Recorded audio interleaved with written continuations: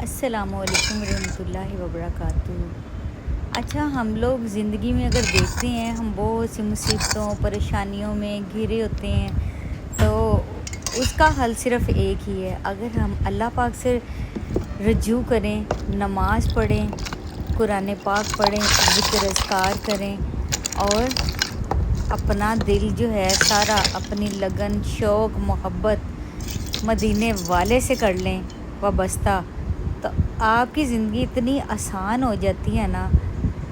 اس سے مزہ یہ ہے کہ ہمیں عشق رسول پاک مل جاتا ہے، اور نبی کریم سے جو محبت ہے نا ہماری، میں کہتی ہوں دنیا میں اس جیسی محبت کوئی ہو ہی نہیں سکتی، کیونکہ اللہ کریم نے نبی کریم صلی اللہ علیہ وآلہ وسلم کو ہمارے لیے رحمت للعالمین بنا کے بھیجا، تمام جہانوں کے۔ سبحان اللہ، سبحان اللہ، سبحان اللہ۔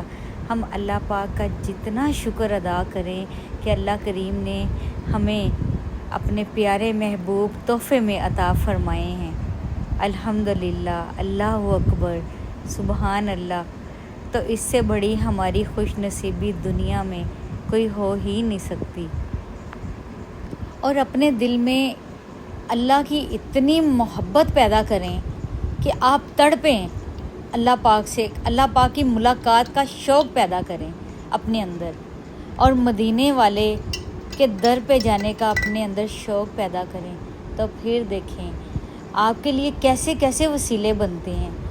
آپ کو اللہ اپنے گھر پہ بلائے گا، مدینے والا اپنے گھر پہ بلائے گا، جب ہمارے دل میں سچا پکا ایک عقیدہ ہو جاتا ہے۔ اور اللہ پاک تو خود فرماتا ہے کہ میرا بندہ میرے سے جس طرح کا گمان کرے مجھے ویسا پائے گا۔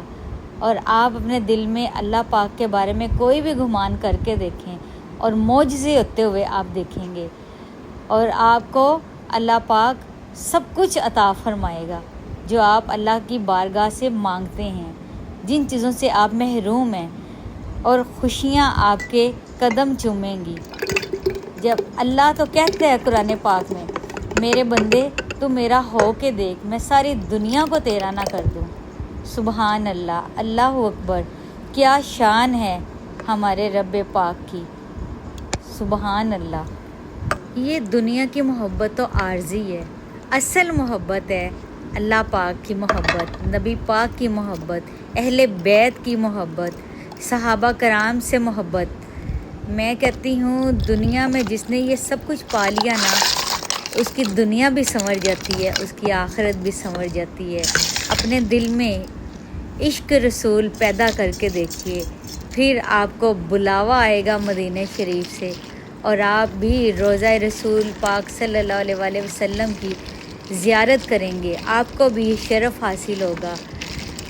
آپ نعتیں پڑھا کریں، نعتیں سنا کریں، درود پاک پڑھا کریں، آپ اکیلے چھپ چھپ کے نعتیں پڑھا کریں، سب کے سامنے پڑھیں، بس گنگناتے رہیے، نعتیں پڑھتے رہیے۔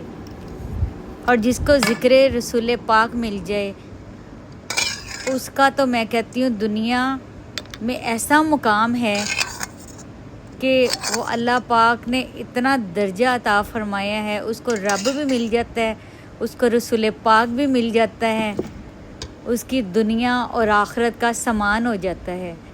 تو وہ دنیا میں جہاں قدم رکھے اس پہ رحمتیں برستی ہیں، اس پہ کرم ہی کرم ہوتا ہے۔